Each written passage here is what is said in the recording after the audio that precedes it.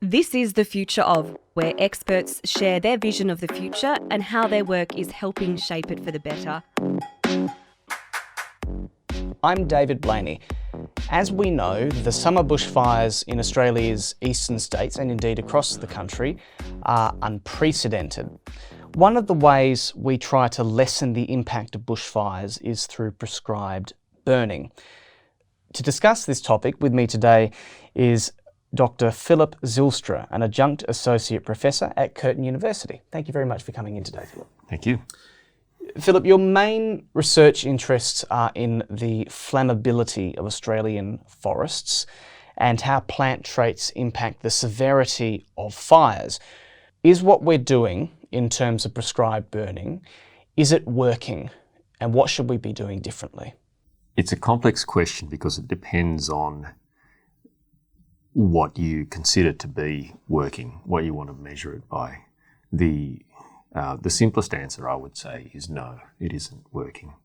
There are some who would say that it's reducing the severity of bushfires in those areas, and there is some evidence that it is in very recently burnt patches. But if we want to look at questions such as, is it helping us save houses? At the moment, we've got no evidence to say that it is, except in very specific circumstances where we have prescribed burns very close to homes. In those instances, we've got a small measurable effect of prescribed burning. Is it reducing the area of fire impact or the frequency of fire impact on the landscape or its impact on different species, carbon balance in the landscape? The evidence at this stage says that it's probably increasing that. Why do we, well actually first of all, what exactly is a prescribed burn and how do they work and why do we do them?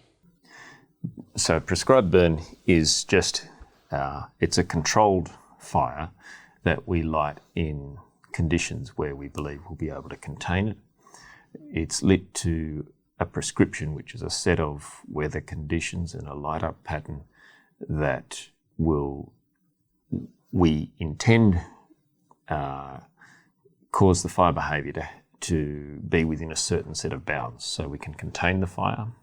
The ideal is that it's not escaping and burning down houses and causing destruction, but also we're aiming to keep, say, flame dimensions within a certain range so that we're minimising tree scorch and minimising damage to wildlife and particular species. So that's what the prescription is. It's a set of weather conditions and a light-up pattern. You can control a lot with the way that you light a burn. And the reason why we do them is because we have I suppose it's an assumption that we've had since the 1960s that a forest is effectively like an accumulation of fuel, like a campfire.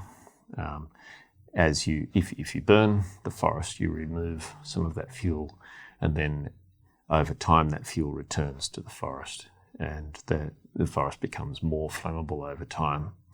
And so our ideal is to stop that forest from reaching its high level of fuel accumulation and allow us an area where any subsequent bushfires might be a bit more controllable. And where did this, obviously this assumption didn't just appear out of thin air, where did this assumption come from and what does the evidence or what does what we know now say about that assumption? Yeah. It's come largely as a cultural thing to start with. Burning landscapes was an English cultural way of managing land. So in England, you think of the moors. I believed for most of my life that the moors were just a natural landscape up there, but they were actually created over quite a few thousand years by people burning forests to clear them to create grazing land. That accelerated over time, and it reached a peak in around the 1830s, 1840s when English migrants started coming to Australia, and they carried out that same approach of trying to convert Australian forests and Australian landscapes into landscapes that were suitable for grazing English animals. And so they brought fire with them as a way of doing it. And they often looked around at our First Nations and saw them using fire, but there was very little respect for those nations. As we know, it was an invasion. So nobody really much took the time to stop and learn exactly what they were doing with fire, which was very, very different from land clearing. So it was just assumed that that's what they were using it for.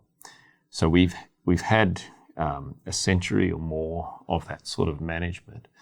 And during that time, there was always the observation that if an area has just been burnt very recently, often a bushfire will stop there.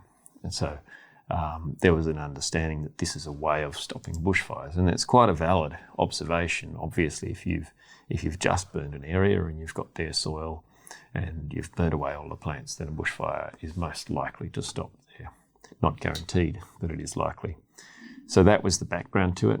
Then in the 1960s, a CSIRO scientist, Alan MacArthur, started doing work where he conducted, the estimates are up to something like 700 experimental fires, mostly around Canberra, but some in the Jarrah Forest over here.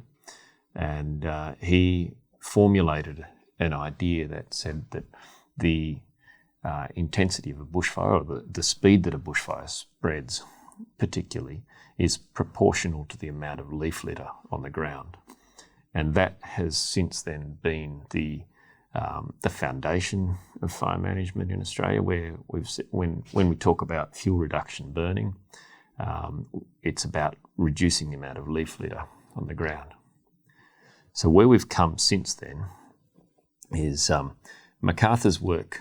He only ever published it in a leaflet. It never went into a scientific publication. So it wasn't peer-reviewed Never either? peer-reviewed, no.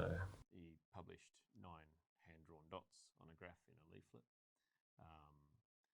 and they were accepted very widely. Now, at the same time, he also published other leaflets saying, this is effectively my first guess.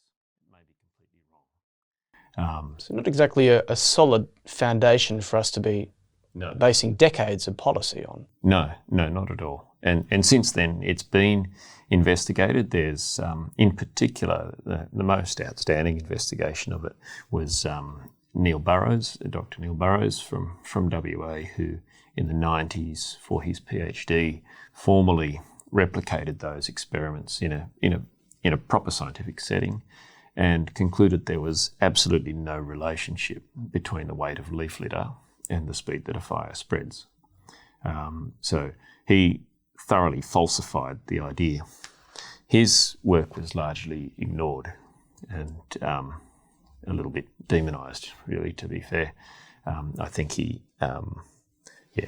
I can't imagine it would necessarily have been easy for him at the time. It's kind of holy writ. It's become to talk about fuel reduction burning. But there's been other work since then that has, again, examined the questions, and never yet have we found a single experiment that has supported MacArthur's first guess.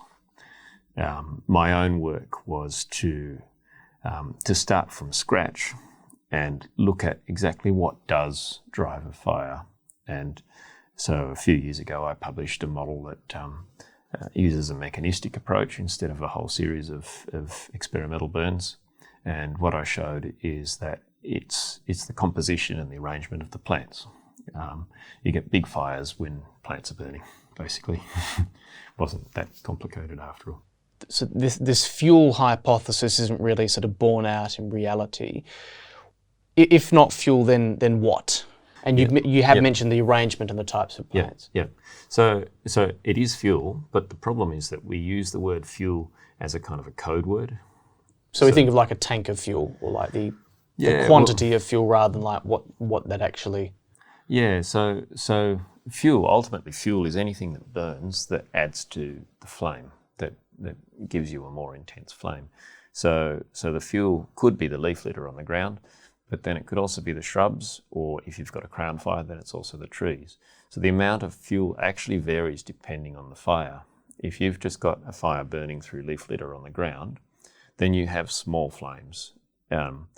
If it's igniting the shrubs, you have much larger flames and so on. So the thing is that's confused the issue is that we've kind of got a little bit of doublespeak in there. When we talk about fuel, it's not about having whether you have a lot of fuel or not.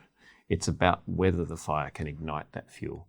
Because what happens with a plant community when you burn a forest is immediately you do remove a lot of those plants. You remove the leaf litter on the ground, but you also germinate a whole lot of plants. You germinate shrubs, you cause often trees to resprout from the ground, or new saplings to grow. And what happens is by scorching the higher plants and encouraging growth at the bottom, you can actually make that forest much more flammable. And the reason for that is that plant foliage that's out of the reach of the flames can't be ignited. It's no longer fuel. If you think of, say, tall karri forests, if that foliage is 50 metres above the ground, then there's almost no chance it's going to catch on fire. And what it's doing while it's up there is slowing the wind speed, and that slows the fire down on the ground. But if you were to burn a forest where the foliage is out of reach of the flames, you'd burn that and then produce a whole lot of shrub growth. And in karri forests, again as an example, we know that we get plants like karri hazel that are germinated by the fire, and they grow extremely dense on the ground. Those plants get taller over time, and so for the first couple of years, there's not much there to burn. Those plants are very small. You've got bare soil underneath them, but then the leaf litter comes back. The plants get taller. You get much taller flames as those shrubs ignite. And then eventually those shrubs get tall enough that they become small trees and out of reach of the flames.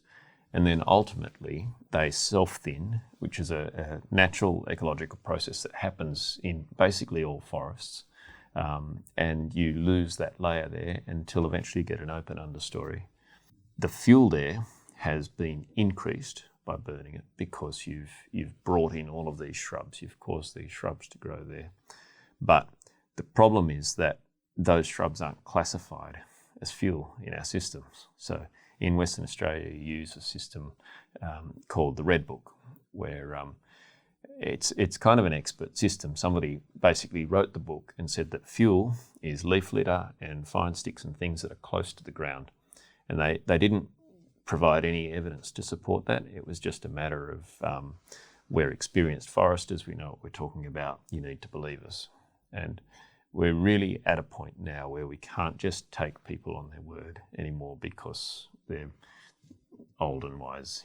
We need to start looking at what does the evidence actually say, because we, in a situation like that karri forest, by saying that shrubs aren't fuel, where it causes a completely different management. It says that we've got to keep burning that forest and keep that shrub layer being constantly renewed, so we have a constant dense layer of flammable plants there. And I think it's probably exactly the wrong thing to do, but it's all about the code word fuel. And so rather than simply getting out our map, probably not Google Maps, probably using more advanced tools than that, and drawing a line on it and saying we're going to burn this area, what should we be doing differently? Yeah, we need to look at individual forests and see how they respond to fire in a much longer term sense than we have been. We've got areas now, a lot of the southwest is classed as long unburnt if it hasn't had fire for 6 years. Now, in the life of plants and of forests, that's no time at all. If you look at the western woodlands, they're still in a regrowth phase for the first 150 years. So we need to start understanding how those dynamics change within an individual plant community, and look and see, as those forests age, do they reach a point where self-thinning makes them less flammable? And we know that prescribed burning can help us to some extent if it's done close to buildings. It's not hugely effective, particularly if conditions get very hot, very windy, it's basically got no effect. We've certainly seen that in the eastern states where those bushfires occurred at the peak of a record period of prescribed burning for national parks in New South Wales. And yet those fires just burnt straight through all of the recent prescribed burns as if they didn't exist. So we know that they're very limited, but they can be helpful if they're close to assets. So we need to focus that burning close to assets rather than burning huge remote areas. And then, because there has been a long history of burning that has now put the whole broad landscape of the southwest, so much of that now is in a very flammable state. We need to start looking at strategies for getting those areas past that hump to where those shrubs start to self-thin again and get into a less flammable state. And a lot of that will involve investing resources into what we call rapid attack, where as soon as there's a lightning strike, you have people straight on the ground. And in New South Wales, I was what we call a remote area firefighter. They're a raft team where they'd fly us in by helicopter, they'd lower us on a winch down to a fire. And the idea was as soon as it was safe to get that helicopter in the air after a storm had passed, we were out there and we'd contain that fire with a rake hoe on the ground before it got to a large size. So one thing that I think was perhaps immediately, or at least perhaps a little bit with the benefit of hindsight, apparent from the astounding bushfires we've seen is that whatever we're doing now isn't really working. Do you see us changing our process? Do you think governments are now paying attention to, examining what their current policies are and seeing that they're not really working, and then picking a more effective course of action? There's certainly a lot of community recognition of that, a huge amount of recognition of that amongst firefighters and fire managers. Whether that will translate into change at a government level is going to be very interesting to see. There's a series of inquiries happening at the moment, and what will come out of those is a huge question for us right now. I know at the federal level, there's been a lot of pressure to get the Morrison government to recognise that this is a climate change issue, and to some extent they have recognised that. In the Royal Commission, they specifically name these fires as having been exacerbated by climate change, and they acknowledge that fires are going to get worse because of climate change.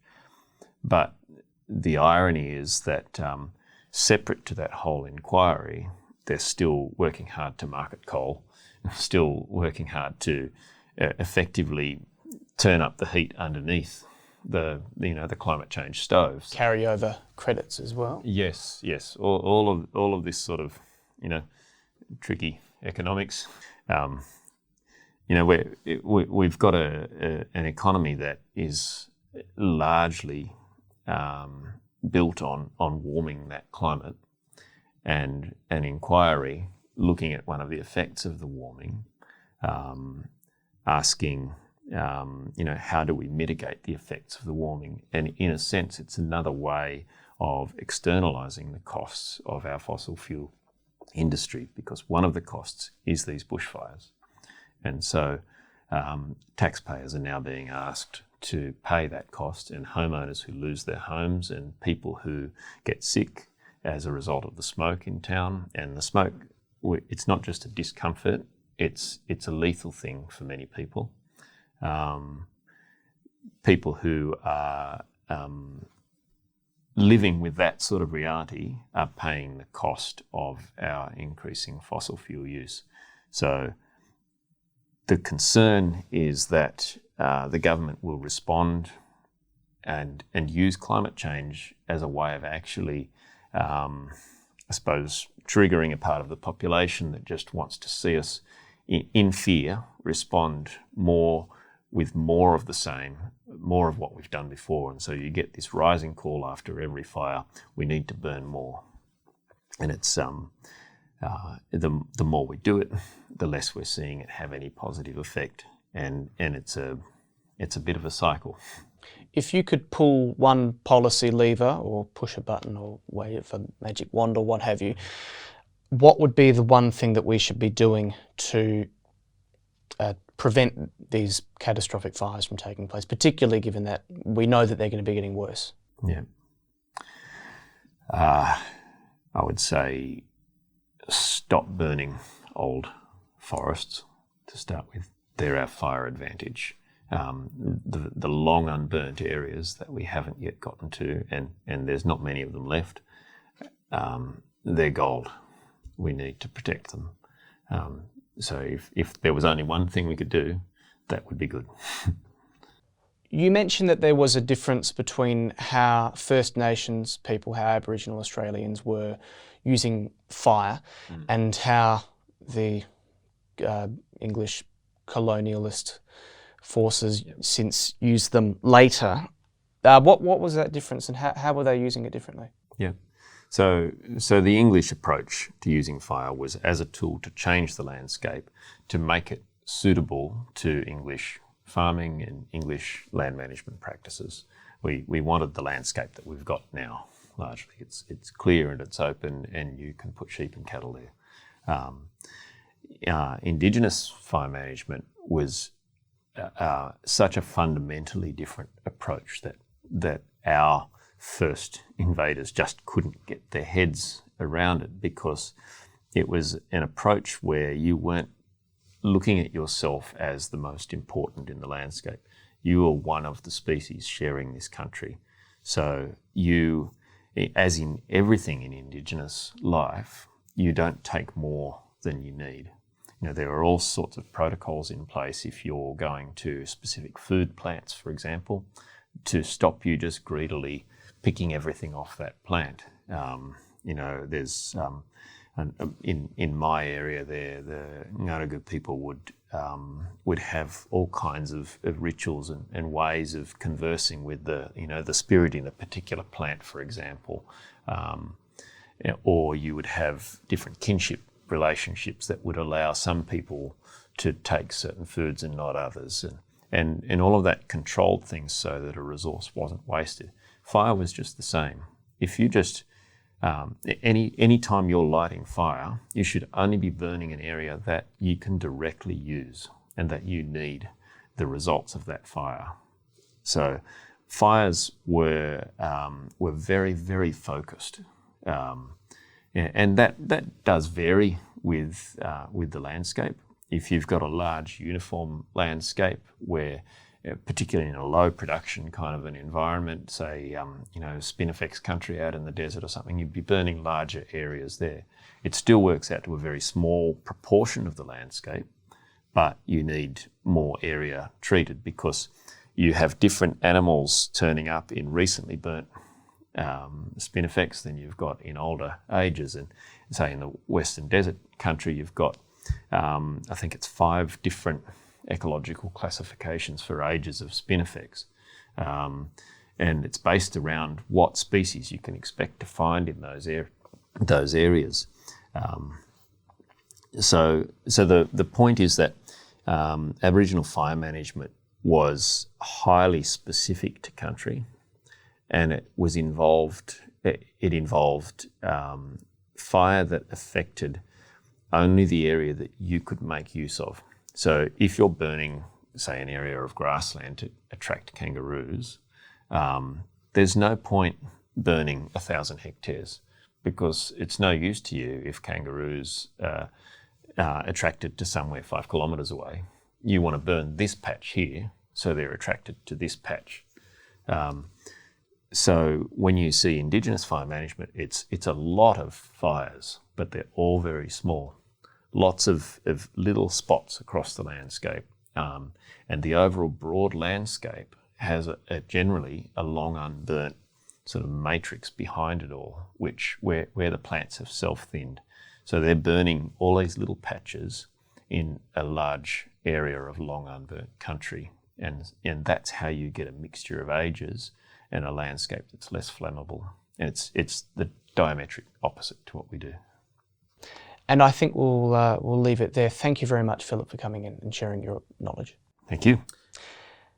You've been listening to The Future of, a podcast powered by Curtin University. If you have any questions about anything we've covered, get in touch by following the links in the show notes. Bye for now.